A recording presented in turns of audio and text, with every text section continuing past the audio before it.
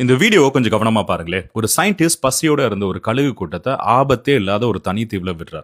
அங்க சாப்பாட்டுக்கு எந்த குறையுமே இல்ல. இதுதான் சொர்க்கம்னு நினைச்ச அந்த கழுகுகள் பறக்கிறதே விட்டுருச்சு.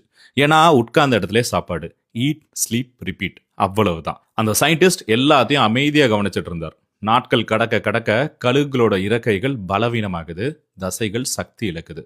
அதுங்களால இப்ப ஒரு கிளையை பிடிச்சு நிக்க கூட முடியல. இன்னும் சொல்லப்போனா உடம்புல கொழுப்பு ஏறி போனதுனால வானத்தோட ராஜாவுக்கு இப்ப பறக்கிறதே ஒரு சுமையா மாறிடுச்சு. அந்த கூட்டத்துல இருந்த ஒரு வயதான கழுகால மட்டும் இதை ஏத்துக்கவே முடியல. இதை எப்படியோ மாத்தணும்னு சொல்லி அங்க இருந்த சாப்பாட்டை எல்லாம் கவிழ்க்குது, கூடைகளை உடைக்குது. ஆனா மத்த கழுகுகளோ, டே கிழவா, நாங்க ஜாலியா இருக்கிறது உனக்கு பிடிக்கலன்னு சொல்லி அதை பயங்கரமா தாக்குறாங்க. கடைசியில அதை தீவை விட்டு விரட்டுறாங்க. நாட்கள் கடக்குது. இப்ப அந்த சயின்டிஸ்ட் அந்த தீவுக்குள்ள ஒரு சிறுத்தை கூட்டத்தை கொண்டு வரார். இதை பார்த்த கழுகுகள் தப்பிச்சு பறக்க முயற்சி பண்ணுது.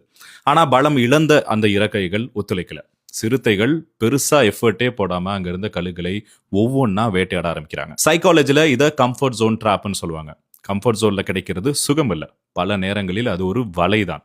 போராடாம வெற்றியோ வளர்ச்சியோ கிடைக்காது நண்பா.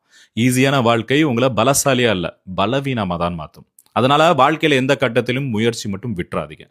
சின்ன சின்ன கஷ்டங்கள் சந்திக்க பழகுங்க. அதுதான் வாழ்க்கையில எதிர்பாராத நேரங்களில் உங்களை போராட தயாரா வைக்கும்.